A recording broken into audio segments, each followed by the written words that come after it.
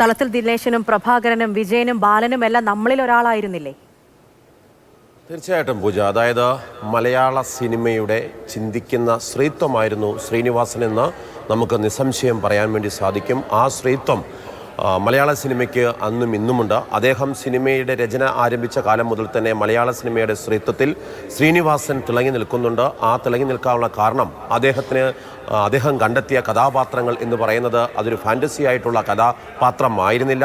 മലയാളത്തിൻ്റെ രാഷ്ട്രീയ സാമൂഹിക ബോധത്തിൽ നിന്നും നമുക്ക് ചുറ്റുമുള്ള ഓരോ പാത്രങ്ങളെയും കഥാപാത്രങ്ങളാക്കി പാത്രസൃഷ്ടി നടത്തുകയായിരുന്നു അദ്ദേഹം എന്നുള്ളത് കൊണ്ട് തന്നെയാണ് അദ്ദേഹത്തിൻ്റെ ഓരോ കഥാപാത്രങ്ങളും ഇപ്പോഴും നമുക്ക് ഓർമ്മയിൽ നിൽക്കുന്നത്. നമ്മളെല്ലാം ഇപ്പോഴും അതേ ഡയലോഗുകൾ ഓരോ ജീവിത സന്ദർഭങ്ങളിൽ പറയുകയും ചെയ്യുന്നത്.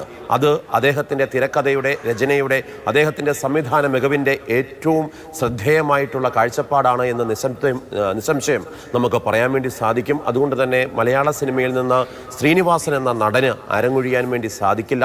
മലയാള സിനിമയുടെ സ്ത്രീത്വത്തിൽ നിന്ന് ശ്രീനിവാസൻ എന്ന സംവിധായകന് മാറി നിൽക്കാൻ സാധിക്കില്ല. മരണം ഒരു ഭൗതികമായ കാഴ്ചപ്പാട് മാത്രമായി കാണുവാൻ മാത്രമേ സാധിക്കൂ. കാരണം ഏതൊരു നടനേക്കാട്ടിലും ഏതൊരു സംവിധായകനേക്കാളുമൊക്കെ അദ്ദേഹം മലയാളിയുടെ മനസ്സിൽ അത്ര